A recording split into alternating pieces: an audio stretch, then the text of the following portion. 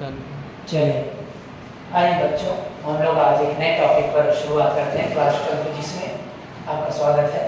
किसी प्रिज्म की वर्णन विक्षेपण में एक नया फार्मूला लिखेंगे हम लोग, उसी फार्मूले को सेव करना है। वो जो हमें पढ़ना है वो कैसे बनेगा देखिए ध्यान से। ये आपका जो है इस तरह से बनेगा, जैसे फिगर बना हुआ था सेम फिगर आपका बनेगा।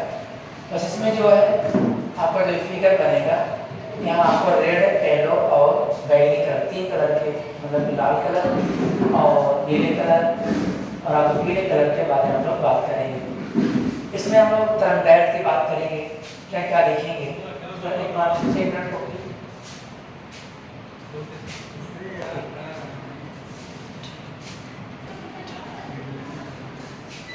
चलिए हम लोग बात करते हैं जो मैंने आपको बोर्ड स्क्रीन पर दिखाई दे रहा है।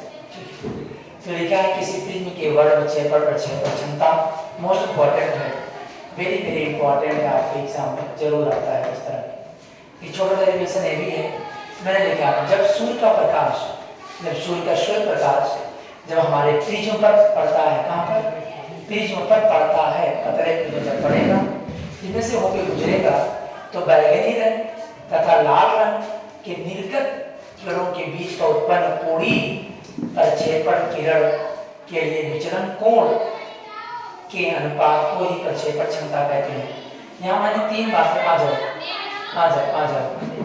यहाँ आपका एन आर लिखा है, एन सफिक्स आर का मतलब ये होता है, एन सफिक्स आर का मतलब ये होता है कि लाल रंग का अपवर्तनांक, यहाँ होता है एन सफिक्स भी मतलब वायलेट, मतलब बैगनी रंग का अपवर्तनांक, वाइट मतलब है येलो कलर, यहाँ पीले कलर का आ जाता है।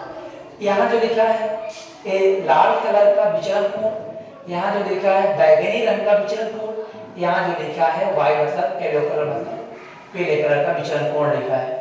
अब यहाँ हम एक फार्मूला से डिनोट करेंगे, delta is equal to N minus 1 into a. देखिए हम लोग नेक्स्ट पेज पर चलते हैं बच्चों, फार्मूले की शुरुआत कहाँ से करेंगे, ध्यान से देखो क्या लिखेंगे, delta is equal to N minus 1 capital A. शुरुआत विचलन कोण से ही करेंगे, लेकिन मेरे पास अगर डेल्टा आर है, यानी कि रेड कलर का विचलन कोण अगर देखेंगे बच्चों, जहां एन लिखा है वहां एन सफिक्स आर हो जाएगा -1, यहाँ हो जाएगा कैपिटल ए। क्लियर है? फिर देखो अगर मैं वाइट के लिए लिखूंगा तो भी लिखूंगा, जहां एन लिखा है वहां भी -1 हो जाएगा, यानी कि कैपिटल ए। इसी प्रकार यहाँ लिख देंगे, इसी प्रकार क्या लिख देंगे, डेल्टा यहाँ क्या होगा वाई, यहाँ मतलब एन वाई -1, यहाँ कैपिटल ए हो जाएगा। जो इनका विचलन कोण होता है, विचलन कोण क्या होता है, यहाँ पर हम लोग लिखेंगे विचलन कोण थीटा हो तो, विचलन कोण थीटा हो तो क्या करेंगे हम लोग आर में से माइनस कर देंगे, क्या माइनस कर देंगे, डेल्टा बी में से डेल्टा आर को माइनस कर देंगे। ये कैसे दिमाग में रखेंगे, आप भूल जाएंगे इसको।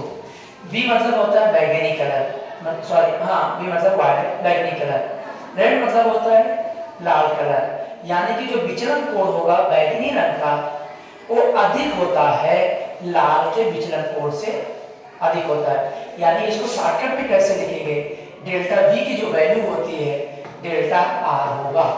ये दिमाग में लॉजिक रखेंगे, तभी नहीं तो आप भूल जाएंगे किसको किसमें से घटाना है। तो बच्चों अगर इसको हम क्या करेंगे, ध्यान से देखो, इसको मैं मिटा दे रहा हूँ। अब यहाँ आपको ध्यान से देखना है, मैं क्लोज कर दूँ। इसका मतलब क्या है, कहीं आवाज आती होगी। अब हम लोग क्या करते हैं, हमें थीटा निकालना है। डेल्टा बी की वैल्यू कितना है बच्चों, आपको दिख रहा है, डेल्टा बी की वैल्यू यहाँ लिखेंगे, क्या लिखेंगे, एन बी -1 कैपिटल ए, बीच में माइनस लगा है, माइनस लगा देंगे।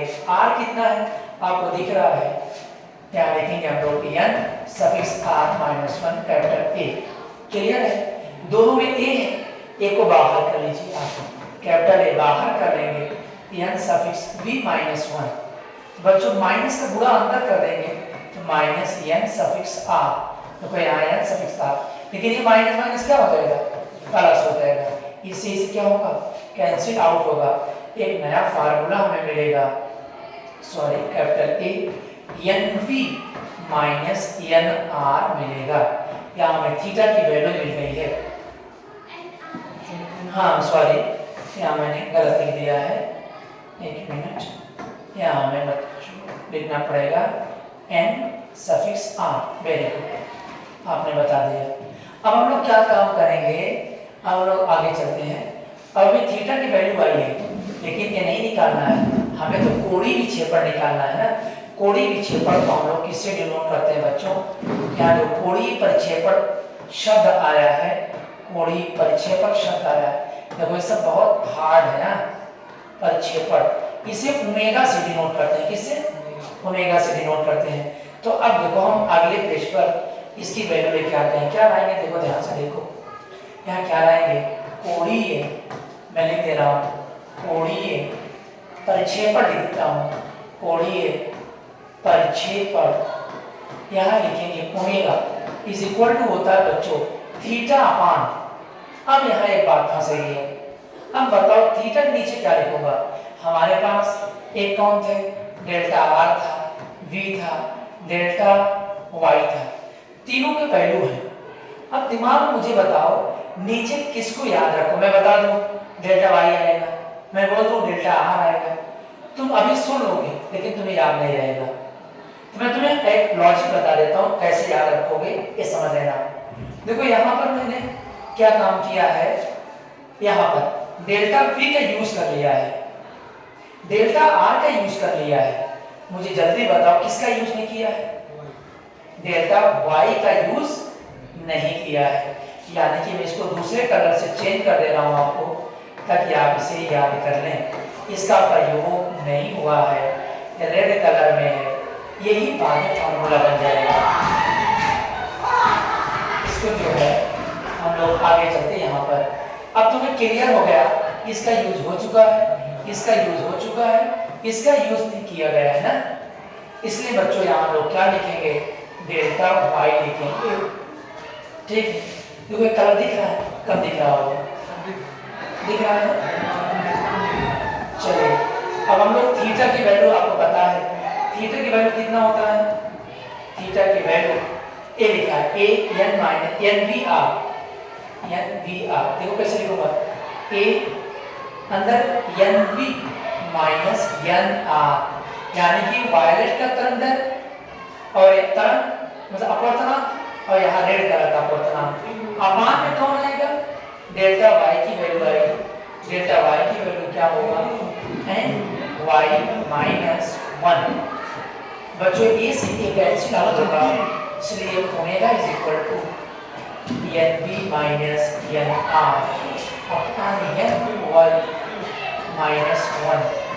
नोट कर लीजिए आप लोग, एक आपका नया फार्मूला तैयार हो गया, ठीक है?